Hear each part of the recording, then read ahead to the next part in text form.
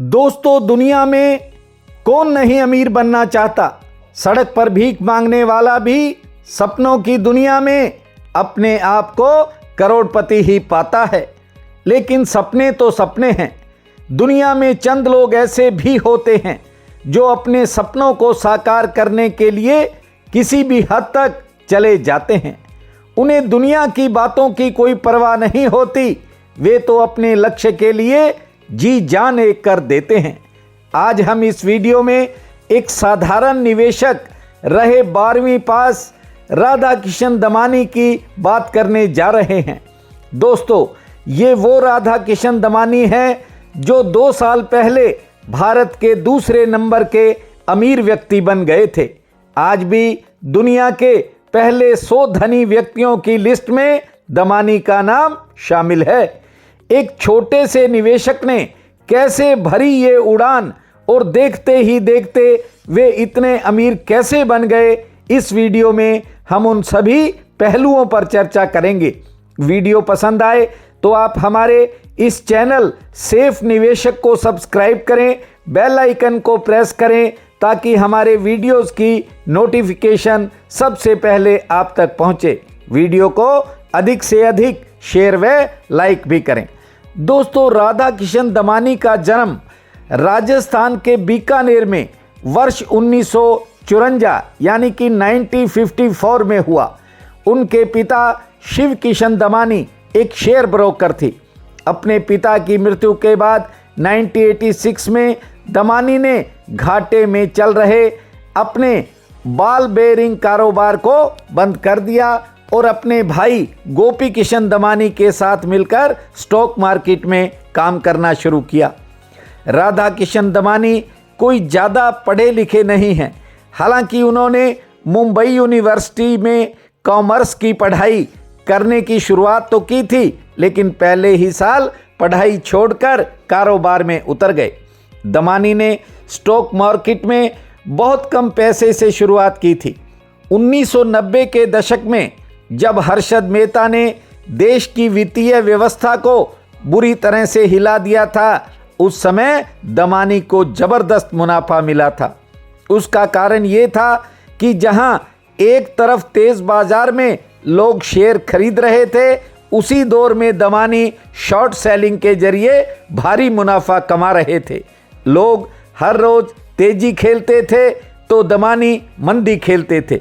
दोस्तों, उस वक्त खुद दमानी ने ही कहा था कि यदि हर्षद मेहता अपनी लॉन्ग पोजीशन को कुछ दिनों के लिए और होल्ड कर जाता तो उन्हें नुकसान भी हो सकता था।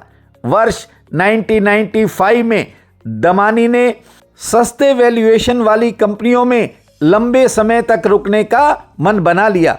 उन्होंने उस समय HDFC बैंक के IPO में भी बड़ा पैसा लगाया, जिससे उन्हें मोटा फायदा भी मिला।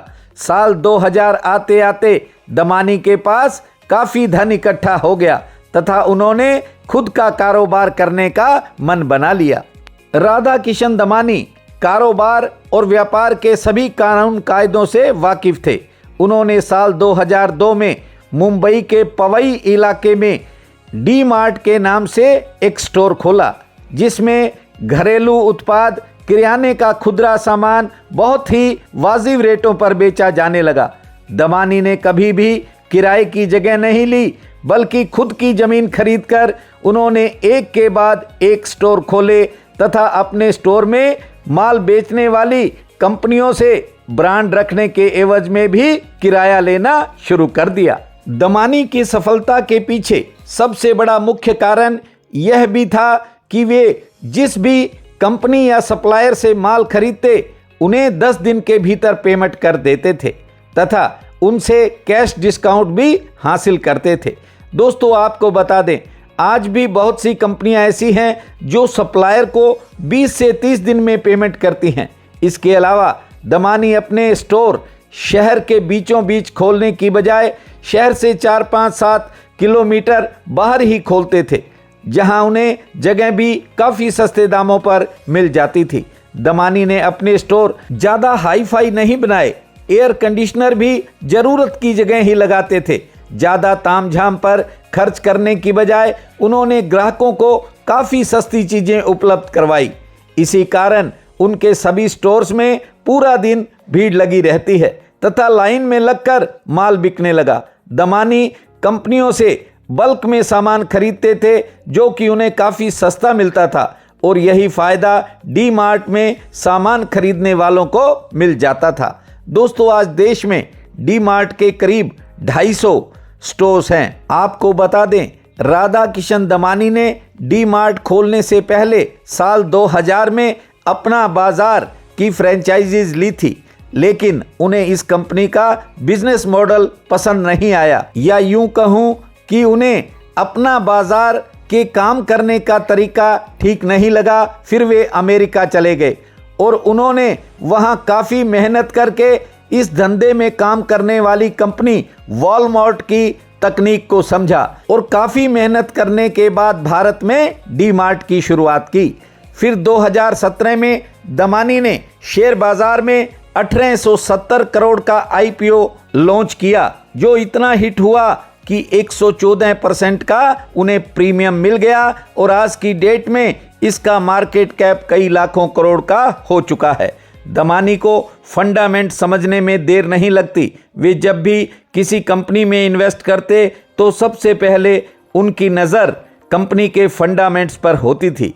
राधा किशन दमानी एक ऐसे सफल व्यवसायी बन गए जिन्हें भारत का खुदरा राजा भी कहा जाने लगा। दोस्तों, इतनी बड़ी अपार संपदा कमाने के बावजूद दमानी बहुत ही सादगी भरा जीवन जीते हैं।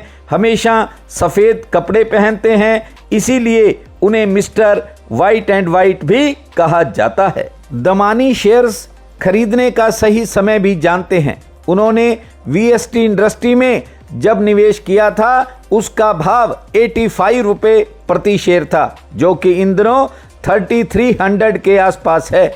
उनके पोर्टफोलियो में इंडिया सीमेंट है जिसने उन्हें 200% की रिटर्न दी। राधा किशन दमानी हिंदू धर्म में पूरा विश्वास रखते हैं तथा हर कुंभ के मेले में स्नान करने जरूर जाते हैं। एक छोटे से कमरे में रहकर जीवन की शुरुआत करने वाले राधा किशन दमानी ने कुछ साल पहले मुंबई में मालाबार हिल में 1001 करोड़ का एक बंगला भी खरीदा था। दोस्तों, दमानी ज़्यादा चर्चा में नहीं रहते, वे चुपचाप अपना काम करना पसंद करते हैं। दमानी का बचपन भले ही गरीबी में बीता, लेकिन आज वे लाखों करोड़ के मालिक हैं। दोस्तों, यदि हौसले बुलंद हों तो कठिन से कठिन राह भी आसान हो जाती है। इसलिए मार्केट के उतार चढ़ाव को इग्नोर करें और यदि आप शेयर मार्केट से जुड़े हैं तो अपने हौसले में हमेशा बुलंदी रखें। आप भी बड़ी कामयाबी प्राप्त कर सकते हैं। आज के लिए इतना ही। मिलते हैं एक नए वीडियो के साथ। आप सबका बहुत बहुत धन्यवाद।